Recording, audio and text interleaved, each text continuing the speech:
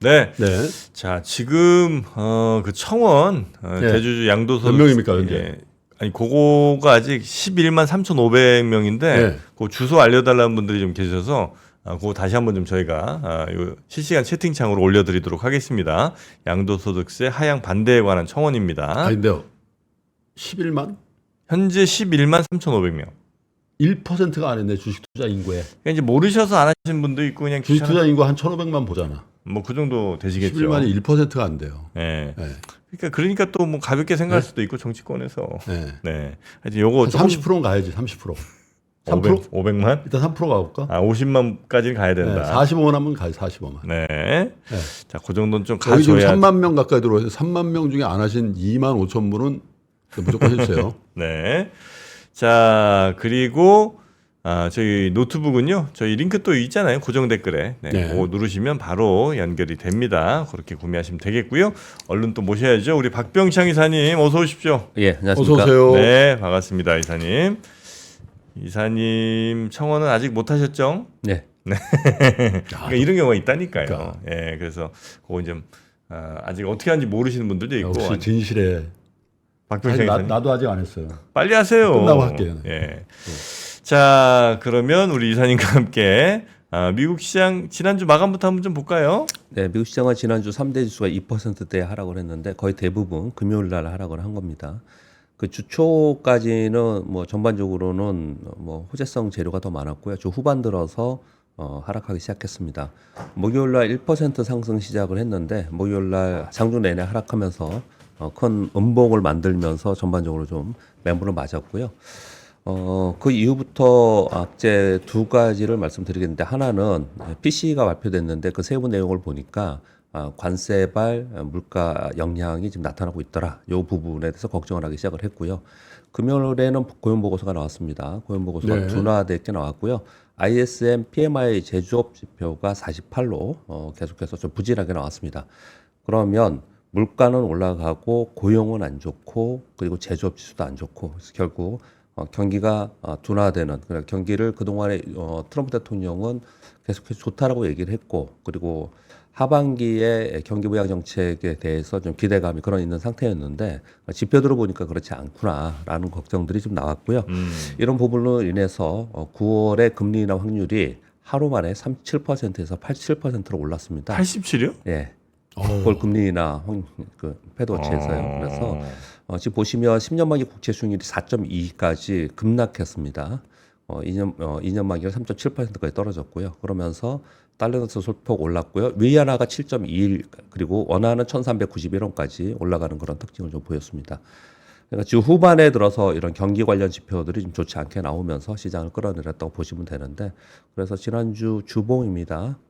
신고지수 내고 계속 올라가다가 지난주 한 주에 음봉을 내면서 저 이제 폭락한 게 저 4월 초죠. 예, 이건 4월입니다. 4월에서 다 만회하고 계속 신고지수 내고 견조하게 움직이다가 지난주에 큰 음봉을 보면서 이렇게 나타났습니다. 네. 지난주에 가장 큰 이슈는 이제 고용 보고서지 않습니까? 그 내용을 좀 읽어드리도록 하겠습니다. 왜 그렇게 시장에서 화들짝 놀랐는지. 이번에 국장 잘린 그 고용 보고서요.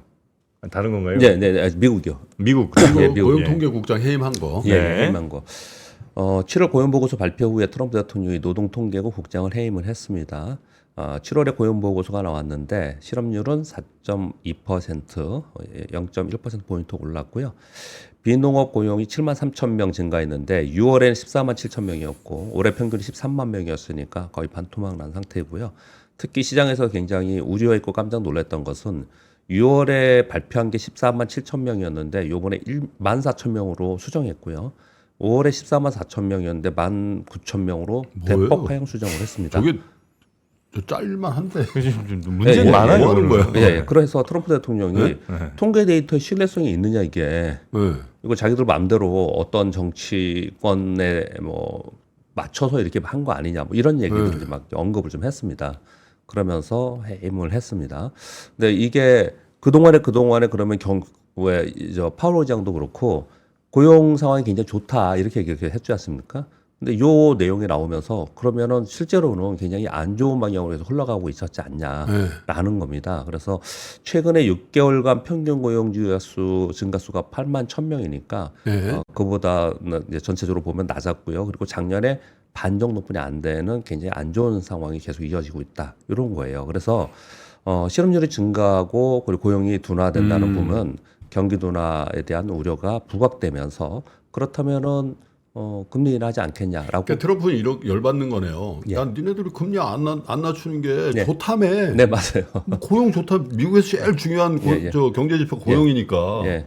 고용 이거 좋다 그래서 예. 뭐 제롬 파월로 금리 낮출 필요 없다고 인플레이션 걱정해야 된다고 예. 계속 그러더니 예. 이제 와서 뭐 좀 폭락한 거 내고 니네 틀렸지 않냐 이거예요. 그 연준 의장을 자를 수는 없으니까 쟤를 그냥 집에 보내버렸구만. 너네 틀렸지 않냐 이렇게 얘기를 지금 충분히 나올 수 있는 네. 얘기가 좀 된 거예요. 근데 결국은 트럼프 대통령의 생각대로 이제 금리 인하 가능성이 훨씬 더 높아지고 있는 상황인데 그 전에 지금 말씀 주신 대로 그동안에 고용 좋다고 해서 미국 경기 좋다고 해서 예. 금리 인하 더 지켜보겠다고 했는데 그렇지 않았냐 이렇게 얘기를 좀 하고 있는 거고요. 네. 요거 나오면서 존 윌리엄스의 인터뷰가 있었는데요. 내용은 뭐 파월 의장하고 비슷한 내용이긴 한데 조금 더 미국 경기와 고용에 대해서 좋지 않은 쪽의 워딩들이 좀 나오긴 했습니다. 고용 시장이 견조하나 점차 둔화되고 있고 특히 신규 고용 속도는 뚜렷하게 둔화되고 있다.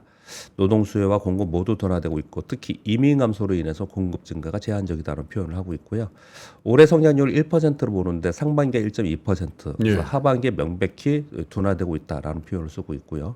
인플레이션은 지난번에 2.8%가 나왔는데 관세 효과를 제외해도 2.5% 수준으로 연준의 목표를 상향히 향해가고 있다. 그래서 금리 인하를 지금 하지 않고 긴축적으로 하고 있는 상황인 거고 내년도에는 2% 정도로 하락할 전망이어서 점진적으로 금리 인하는 가능하다. 약간 트럼프 대통령 쪽으로 좀 워딩들이 좀 바뀌고 있는 그런 상황입니다. 그러니까 요 내용들을 가지고 미국 시장을 설명할 수 있는 건데 미국 시장에서는 그래서 경기에 대해서 우려가 굉장히 나왔고요. 그러니까 물가는 오르고 경기 지표들은 부진하고 그러면 금리 인하하지 않겠냐라고 해서 국채 수익률은 떨어지고 이런 현상이 좀 나타났습니다. 결국은 미국 시장의 시황을 이게 계속 연결해서 말씀을 좀 드리면 미국 시장은 뭐 이런 거예요. 그 트럼프 대통령의 관세가 이제 최종적으로 어느 정도 매듭이 지어지고 있는데 10에서 41% 정도로 지금 시행한다라고 얘기를 하고 있어요. 결국은 관세발 물가 반영과 하반기에는 경기 지표가 가장 중요하다는 거죠. 나머지들은 이제 반영이 다 된 거고요. 네. 이런 상황 속에서 요번에 이제 요 고용 지표로 때문에 25EP가 아니고 50pp까지 금리 인하해야 되지 않겠냐. 보통 미국은 비컨 얘기 나오면 시장이 굉장히 안 좋게 생각을 합니다. 네. 그래서 비컨 가능성도 언급을 하고 있는 그런 상황이었어요. 그래서 하반기에 우려되는 부분들이 지수가 신고준한 상태에서 올라간 상태에서 고용 지표 나오면서 화들짝 전체적으로 봐봐. 하반기에 걱정하는 게 맞는 거 아니었어? 요런 게 지난주에 한 시장이었습니다. 그렇게 설명드리겠고요.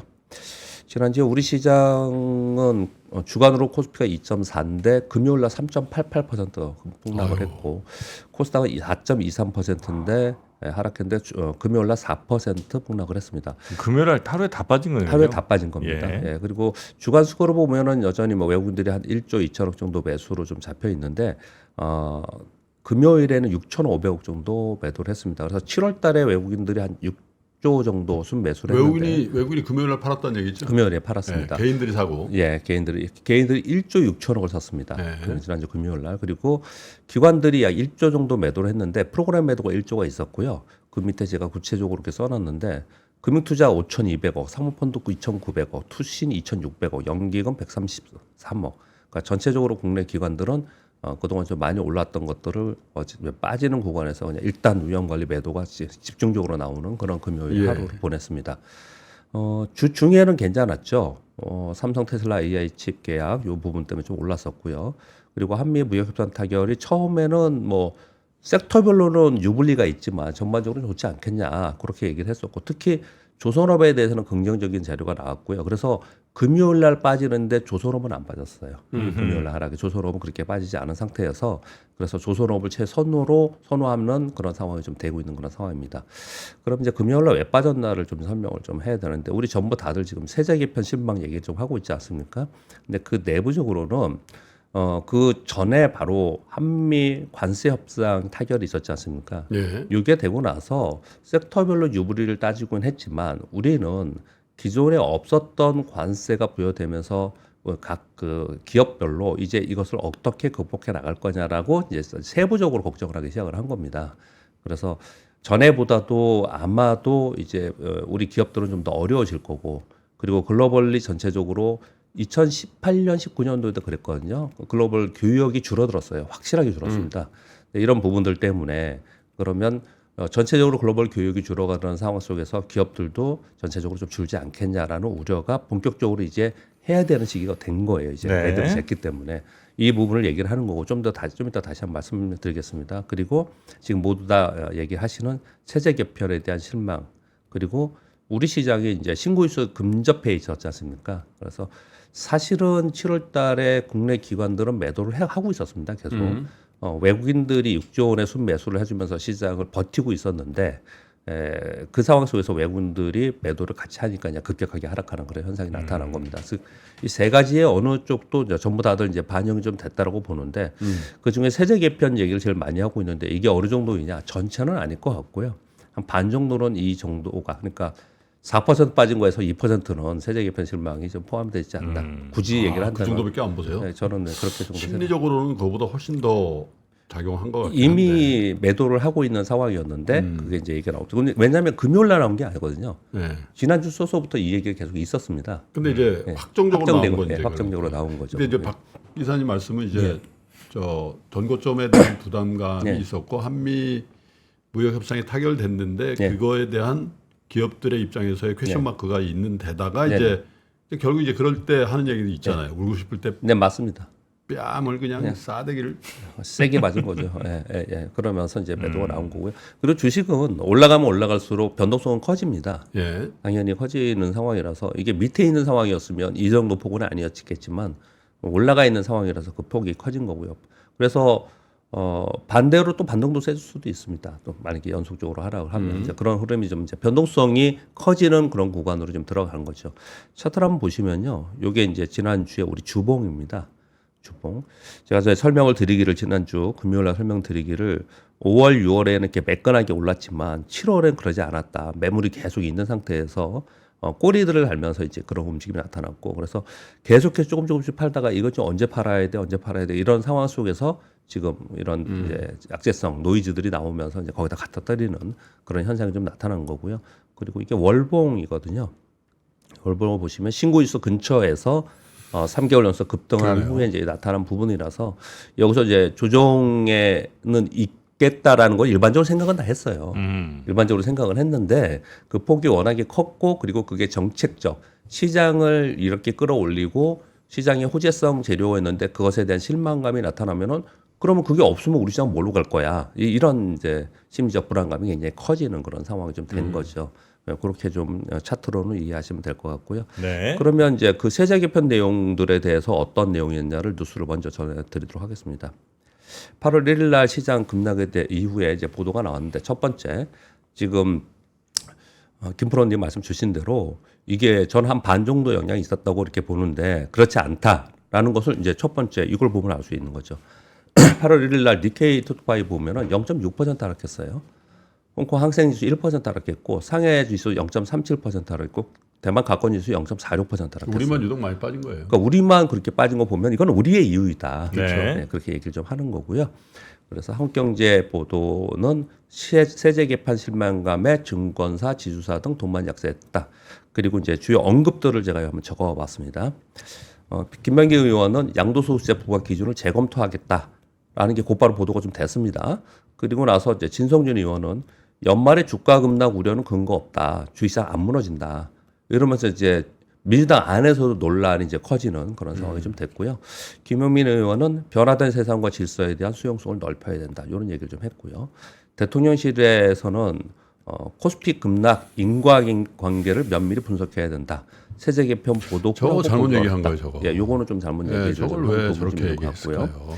그리고 이제 막 외국에서 어떻게 보는가가 중요하겠죠. 이렇게 얘기를 했습니다. 마켓워치에서는 한국의 새로운 세제 개편안은 2025년 세계 최고의 상승률을 기록한 한국 주식시장을 탈선시켰다. 탈선. 예, 이렇게 표현을 썼고요. CLSA는 실망스러운 세금 정책, 코스피의 구조적 재평가는 여전히 유효하다고 생각하지만 단기적으로는 시장 조정이 이어질 듯하다. 오직 채찍만 있고 당근은 없는 저 정책이다. 말을 잘 이해해야 됩니다. 네, 이렇게 채찍만 얘기를 있고 당근 없다는 거예요. 네, 이렇게 얘기를 이번에 했습니다. 그래서 이 안에 제가 지금 워딩들을 쭉 적어왔는데 여기에 다 있어요. 내용들이 지금 시장이 왜 그랬고 앞으로 또 어떻게 해야 되는지 이런 얘기들이 좀 있습니다. 그래서 이런 얘기를 많이 하죠. 우리가 시황은 중앙은행에 맞서지 말라 하고 있고요. 그리고 이제 주식과 섹터는 정부 정책에 맞서지 말라고 하는데 정부에 계시는 정책분들은 시장에 맞서지 말라는 얘기를 하죠. 네, 요즘에 이제 그런 얘기들 좀 하고 있는 거는 저기 거명된 두 분께 제가 인터뷰 요청을 넣어놨습니다. 네. 네.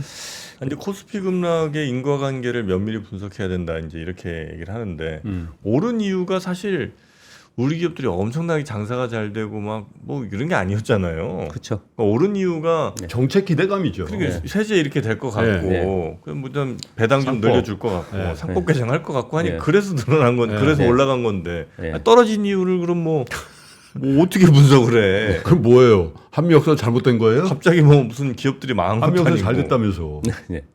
뭐 그렇죠. 그런 얘기가 정부 입장에서 생각이 납니다. 그렇게 얘기를 하는 거죠. 그래서 상당 부분 이 여기에 영향을 받은 것은 확실하다. 네. 그래서 이 부분에 대해서 그래서 주말 내내 굉장히 시끄러웠고 뭐 오늘도 이번 주에도 내내 그러니까 제 생각을 해요. 그래서, 이 어떤 정치인은 자기의 주장이 있을 수 있어요. 그렇죠. 근데 이제 그게 여당의 정책위원장 자리 있을 때 그리고 이제 정책위원장 마지막 날이었어요. 그게. 정책위 의장. 네. 네, 왜냐하면 당 대표가 이게 사퇴한 게 아니에요, 여러분. 이 제도가 그죠? 정책위원장 제도는 새 대표가 뽑아서 임명하는 거잖아요. 네. 그러니까 새 대표가 선출이 됐잖아요, 지난주 금요일, 그죠? 그러니까 이제 당연히 이제 그만두는 입장에서 저 얘기를 한 거란 말이죠. 근데 이제 어찌기까지나 현직 정책위원장이니까 위의장이니까 무게감이 있는 자리잖아요. 그럼요. 그죠? 네. 일개 그냥 국회의원이 아니니까. 여당의 정책위 의장이고. 네. 네. 예, 그러니까 매우 신중하게 개인적인 신념은 신념대로 하더라도 지금 정부 여당 이젠 여당 아닙니까? 그러면 이제 정부 여당의 그 어떻게 보면 정책 부처들과의 카운터파티란 말이에요.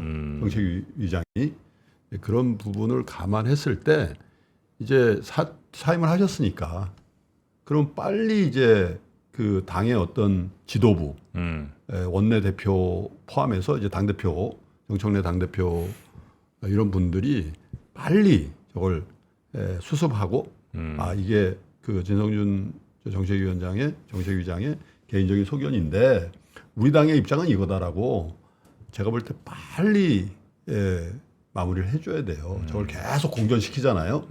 그러면 이제 방향을 잃을 겁니다 아마. 맞습니다. 지금 이제 그 얘기를 제일 많이 하는 건데요. 뭐 보통 여러분들은 댓글에서 또는 여러분들 개인적인 의견이 어떠신지 모르겠지만은 보통 본인의 의견과 본인이 원하는 대로 다 모두 각자 주장하는 거잖아요. 네. 근데 정치권이나 정치인들은 이해관계가 있는 거지 않습니까? 그렇게 하는 이유가 또 있을 거 아니에요.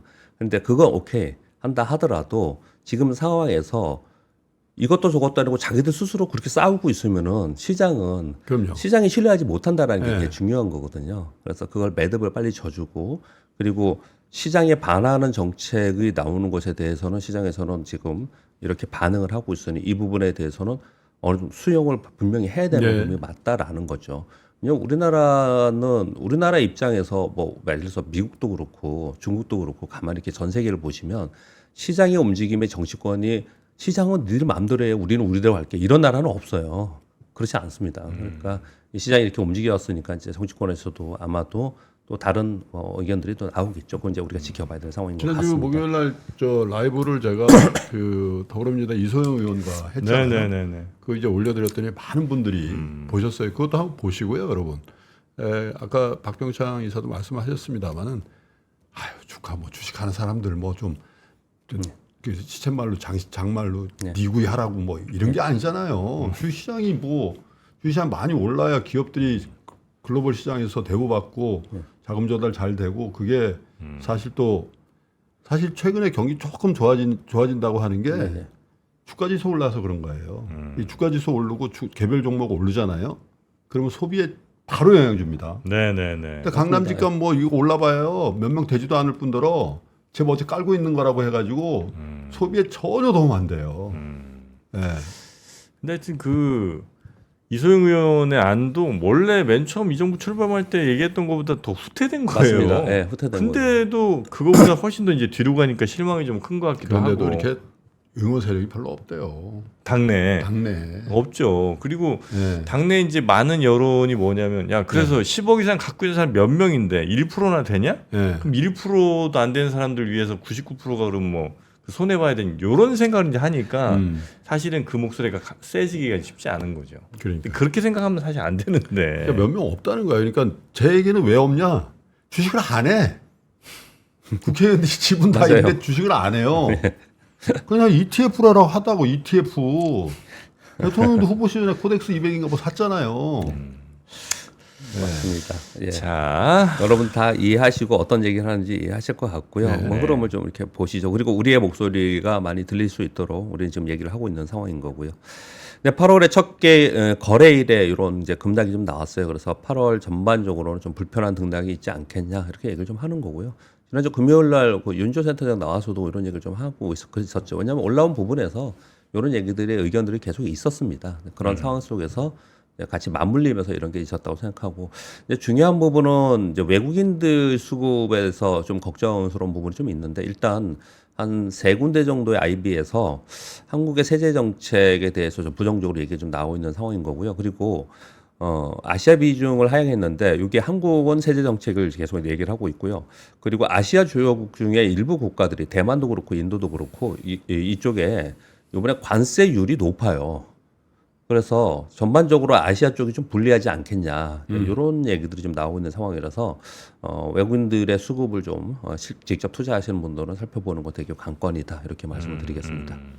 뉴스는 2번, 3번 아까 말씀드렸고 1번은 미국 시장에 뭐 좀 놀라운 부분들도 노이즈에 요것도 들어가 있다고 표현을 좀 하고 있는 것 같습니다. 트럼프 대통령이 지금 푸틴에 실망했다고 하면서 향후 10일 또 12일 이내에 휴전하지 않으면 새로운 제재를 할 것이다라고 계속 얘기를 하고 있는데 그럼에도 불구하고 지금 계속 공격을 하고 있고 그래서 이 내용 때문에 그런지 모르지만 러시아의 국가안전보장회의 부의장이 러시아와 미국 간 핵전쟁 가능성, 그러니까 데드엔드라는 걸 여러분 찾아보시면은 핵전쟁 이후에 어떻게 할 것이냐 뭐 이런 내용들이에요. 이걸 가지고 막 언급을 했더니 트럼프 대통령이 화가 났죠. 그래서 핵 잠수함 2척을 적절한 자리로 이동 배치를 지시했다. 뭐 이런 지금 얘기를 좀 하고 있는 상황이라서 또 하나의 노이즈가 좀 된 부분이 좀 있습니다. 네. 그리고 이제 트럼프의 관세가 이제 최종적으로 거의 이제 마무리가 많이 되고 있는데 중국은 지금 하고 있지만요. 그리고 캐나다도 앞으로 좀 남아 있긴 합니다. 근데 전반적으로 보면 EU와 일본, 한국 15%, 중국 30% 협상 중이고요. 캐나다 지금 현재 35% 협상 중이고요. 브라질 50%, 대만 20%, 인도 25%, 스위스 39%. 그래서 전반적으로 보면은 뭐 기본가치 10%라고 그랬는데 이젠 아주 미국의 흑자국이 아닌 데는 그냥 10% 뒀는데 나머지들은 꽤 높습니다. 그래서 이렇게 예전보다 굉장히 높은 관세율로 이제 이렇게 마무리가 되어 가고 있는 상황이라면 이러면 뻔하게 소비자 물가 상승할 거고 무역은 감소될 거고 그러면 글로벌 성장이 둔화되지 않겠냐라는 게 우리가 이제 앞으로 맞닥뜨려야 되는 상황이다. 이걸 계속 얘기를 하는 거예요. 이게 전체적으로는 우리가 스팟스팟으로 어떤 뉴스도 우리도 뭐 정책 뉴스가 있고 이런 게 있지만 전체 시장에서는 이걸 가지고 이제 하반기 내내 얘기할 수밖에 없는 그런 상황이 좀 된 거라고 보여지시고요. 경기 둔화가 됐고 지금 미국의 경기 지표들 보면은 사실 그걸 하나하나를 언급을 하면 미국의 경기 지표나 정책이나 이런 것들 보면은 되게 위험한 상황이 되게 많아요. 안 좋은 게 되게 훨씬 많습니다. 그럼에도 불구하고 시장이 굉장히 탄탄하고 이렇게 움직였던 것은 트럼프 대통령의 시장의 유동성을 계속 이렇게 보강을 하면서 유동성 정책에 의한 시장을 떠받치는 유동성의 힘에 의해서 떠받치는 이런 게 계속 되고 있는 상황인데 그 중에 하나가 이제 금리 인하를 얘기를 하고 있는 거지 않습니까? 금리 인하는 당연히 하고 싶겠죠. 지금 미국의 부채 이자만 해도 어마어마한 거니까. 근데 그런 상황 속에서 연준의 쿠글루 이사가 사임을 했고요. 8월 8일자로 사임 발표를 했고 그래서 트럼프가 후임자 인선을 한다면 결국은 미국은 완화적 통화 정책으로 계속 가는 쪽으로 좀 더 힘을 얻었다. 이 얘기를 좀 하고 있습니다. 이런 뉴스가 좀 중요하게 있었고요. 그리고 수출 지표가 나왔는데 뭐 7월 수출 지표 괜찮았습니다. 수출은 전년비 5.9% 올랐고 증가했고 수입은 0.7% 증가해서 매우 흑자가 됐고요. 저 과세 영향 없는 거죠. 예, 반도체가 역대 7월 중 최대로 전년 동월 비해 31% 증가했습니다. 자동차는 8.8% 증가했는데 대미 수출은 부진했고 유럽이 좀 늘었고요. 그리고 미국이 현지 판매가 현대차 15%, 기아가 12% 증가했습니다. 전반적으로 보면은 뭐 7월에 수출 쪽은 큰 문제 없이 그런 문제가 상황이 좀 됐고요. 그리고 섹터별로가 어디가 좋아하는가가 쭉 데이터들이 많이 나오는데 온라인상에 있는데 거기에 이제 몇 개만 적어 오면은 뭐 삼성전자, 삼성전기, SK하이닉스와 같은 데는 그 기술 쪽에 있는 게 괜찮았고요. 그리고 초과 변압기, 배전반 변환기 이쪽도 좋았고 건기식 그리고 미용 쪽이 좋았고요. 그리고 화장품도 괜찮은 그런 모습을 나타내고 있습니다. 근데 이제 그 어떻게 보세요, 박 이사님? 예. 저 우리도 15%, 일본도 15%잖아요. 예. 중국은 이제 논외로 하고 예. 중국은 이제 사실 아직 협상 전이기도 하고 예. 사실 협상 과정이 한국과 일본 같지는 않을 것 같아요. 그죠? 중국은 어차피 주적이니까. 예. 그러면 우리나라가 예. 이 관세 협상 15%를 친 상황에서 다른 나라보다 불리하겠어요? 우리나라가 제일 미국이 현지화 제일 많이 한 나라 아니에요? 현지가 제일 많이 했고 자동차, 반도체, 2차 전지 예. 이 세 개 수출 주력이잖아요. 그때 미국의 무역 장벽에 우리나라가 제일 피해를 보는 나라라고 얘기하는 건 뭐? 그렇지는 않을 것 이해가 안 같고요. 돼. 예, 저는 그렇을 거라고 생각하지 않는 게 이유는 첫 번째는 말씀 주신 것처럼 미국은 중국을 규제하고 중국을 견제하고 중국을 배제하려고 하는 거잖아요. 예. 그 사이에 우리한테 이제 수혜의 그렇죠. 부분이 좀 있는 거고요. 그래서 네. 사실 조방호이라는 것도 트럼프 대통령이 있기 때문에 나온 거예요. 그렇죠. 이게 생긴 거거든요. 그러니까 우리한테 수혜의 부분이 좀 있습니다. 그 다음에 그냥 일반적인 교역의 관계에서는 우리가 그 다음은 일본하고의 경쟁 관계지 네. 않습니까? 근데 그거는 향후에 환율의 문제라고 저는 생각을 해요. 예. 환율, 일본의 환율이 어떻게 움직일 건지. 그러니까 상대적으로 환율이 강하게 움직이면 상대적으로 좀 불리하게 되는 거지 않습니까? 그래서 올 하반기 이후에는 이제 환율 문제를 가지고 논할 것 같고요. 그리고 또 한 가지는 우리는 직접적으로 우리가 만들어서 가는 부분들보다는 우회해서 가는 쪽이 되게 많이 있지 않습니까? 예. 아세안으로. 그래서 뭐 베트남 있고 인도 있고 그래서 이런 쪽에 관세율이 우회해서 가는 경우가 굉장히 높잖아요. 네네. 근데 그 부분이 걱정을 상당히 되게 많이 하는 부분이 좀 있습니다. 그래서 이제 우리가 좀 피해가 크다라고 얘기하는 사람들의 아마 핵심은 그거 같아요. 그러니까 다른 나라 일본이나 뭐 중국이 다른 나라들은 수출 의존도가 아주 높진 않잖아요. 그래서 관세가 15% 때려도 뭐 예를 들어 경제에 대한 전체 경제에 미치는 영향이 뭐 1, 2%라면 우리는 이제 너무 크니까 수출 의존도 수출에 대한 의존도가 큰 게 하나가 있고 또 하나 이제 일본이랑 비교를 좀 해주셨는데 일본은 원래 미국이랑 FTA 없잖아요. 근데 우리는 있었잖아요. 근데 FTA가 있어서 무관세로 가다가 갑자기 15% 맞는 거랑 일본은 뭐 한 2, 3% 뭐 5% 어떤 종목은 뭐 10% 이렇게 맞다가 15% 가는 거니까 뭐 그 정도는 괜찮은데 우리는 이제 더 차이가 크게 났다. 그래서 아마 좀 우리는 더 손해를 보는 거 아니냐 이제 이런 얘기를 하시는 것 같아요. 중국을 배제하면 우리는 가격 경쟁력이 있었지 않습니까? 네네. 근데 그게 이제 같은 수준에서 이제 출발해야 된다는 부분들에서 우리 기업들이 이제 걱정스럽다는 얘기를 좀 하고 있는 상황인 것 같거든요. 근데 우리 자체가 특별히 더 불리하게 된 상황은 분명히 아니지 않습니까? 다 같이 15 때려 맞은 네, 그건 다 똑같은 거예요. 15%를 베이스로 가는 거니까 옛날에 0이라. 베이스죠, 베이스. 네, 베이스니까요. 근데 그건 똑같은 상황이지 않습니까? 그러니까 그 부분보다는 두 가지로 저는 정리해서 말씀을 드리면 하나는 베이스 자체가 똑같으니 앞으로 환율이나 이런 문제가 더 중요하고 그리고 두 번째는 품목별로 다를 거라는 표현을 드리는 거예요. 어떤 섹터는 오히려 수혜에서 굉장히 좋고 어떤 섹터들은 굉장히 좋지 않은 뭐 대표적으로 뭐 가전이나 전기전자 이런 데는 더 좋지 않은 상황이 좀 되고 이렇게 차이점이 산업별로 차별화가 되는 상황인 것 같다. 그래서 네. 그 정도 말씀을 드리도록 하겠습니다. 그리고 짧게 좀 말씀을 드리면 삼성 그 갤럭시 폴드 7 이거 미국에서도 잘 나왔어요. 엄청나게 지금 사전 예약이 좋다 이런 얘기를 좀 하고 있고요. 우리나라에서 이거 엄청 사더라고요. 네, 폴드. 우리나라는 지금 엄청 인기입니다. 이게 지금요. 그리고 이번 실적에서도 여기에 상당 부분 반영이 됐고요. 삼성전자가 파운드리 레거시 공정이 있습니다. 여기에 가동률이 회복되고 있다라고 지금 얘기를 하고 있어서 요것 때문에 향후 2분기 실적을 저점으로 삼성 CFO의 의견으로는 워딩으로는 2분기 실적을 저점으로 하반기에 반등을 기대한다 이렇게 얘기를 하고 있고요. 그리고 마스가 있지 않습니까? 이건 아까 공 기자님 좀 자세히 설명을 주시고 있는데 이게 우리나라 대형 조선소들이 미국의 군함을 직접 뭐 한다 그러면은 이게 수익성이 나겠냐 이런 의구심이 계속 있었습니다. 그래서 우리나라에서 마스가 지원법을 발의함으로써 그 이제 요 펀드 만든다고 했지 않습니까? 그래서 국내에 그 동안에 이 조선의 경쟁에 좀 뭐랄까요 치우쳐서 또는 그쪽에 좀 그 경쟁에서 밀려서 좀 좋지 않았던 중형사들이 좀 있었거든요. 그런 중형사들을 이 펀드에서 매입해서 거기서 제작하는 쪽으로 이번에 하자. 이런 안들이 좀 나오고 있어서 그 종목들이 나오고 있어요. 기업들이요. 그래서 네. 그런 기업들에는 아마 영향이 직접적으로 좀 있을 것 같고요. 그리고 방산 관련 뉴스가 두 가지가 있었습니다. 하나는 뭐또 최대 규모 수주예요? 예. 그 K2 전차 9조 원대 65억 달러의 폴란드 수출 이행 계획 서명식을 했다. 이게 얘기가 예전부터 있었는데 요거는 서명식을 했다는 거고요. 180대 중 116대는 현대 로템이 생산하고 64대는 폴란드 국영 방산 기업이 현지에서 생산한다는 내용이 나왔고요.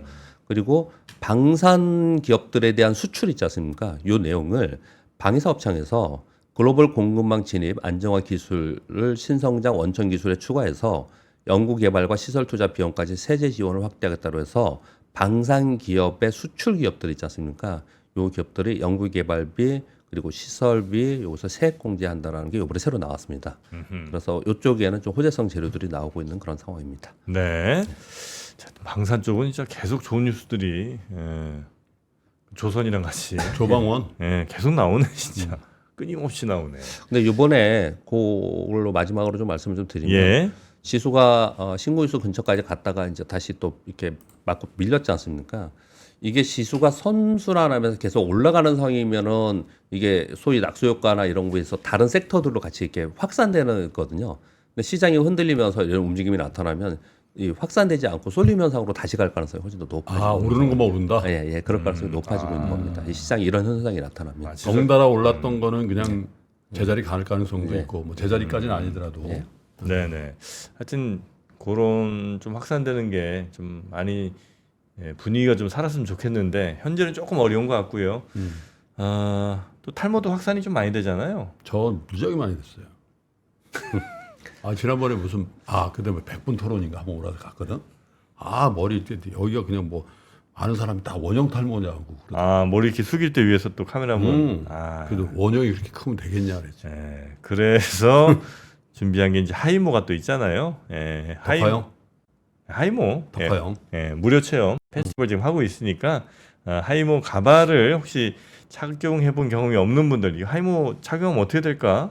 전혀 감이 안 온다 이런 분들은 무료 체험을 한번 해보시고. 근데 이제 가발 쓰시는 분들이 제일 지금 공포스러운 시점이 지금이야. 여름에. 무지 덥다고 생각하잖아. 네. 한번 써보시라는 거예요. 덕화형이. 굳이 뭐 비싸게 일단 무리하지 마시고 일단 무료 생각보다 체험. 안 덥대. 그래요? 쿨. 알겠습니다. 자, 하여튼 하이모 가발 한번 체험을 해보시라는 의미로 8월 한 달간 무료 체험 페스티벌 하고 있으니까요. 요 링크 따라가 보시면 샴푸도 주는구만. 요거 이제 상담만 받아도 머리를 좀 더 붙잡아주는 내추럴 프로텍터 샴푸도 무려 500ml짜리. 나도 부분 좀 해볼까? 부분? 이거 저는 뭐 정수리? 정수리도 하시고 앞에도 조금 더 떼세요. 그래? 뭐 하실 거예요, 그거? 한번 무료 체험 많이 넓어졌어. 무료 체험 한번 해보시고 예전보다 많이 넓어졌어. 이게 갖고 있는 땅이 넓어져야 되는데 자꾸 이만만 넓어지니까 계좌가 넓어져야 되는데. 자, 박병창 이사님 고생 많으셨고요. 내일 뵙겠습니다. 감사합니다. 전원경 교수님과 함께 미국과 필라델피아를 누비며 세계 7대 미술관을 모두 관람합니다. 관심 있으셨던 분들은 조금 서두르시면 좋겠네요. 영상 아래 링크에서 자세한 내용을 확인하세요.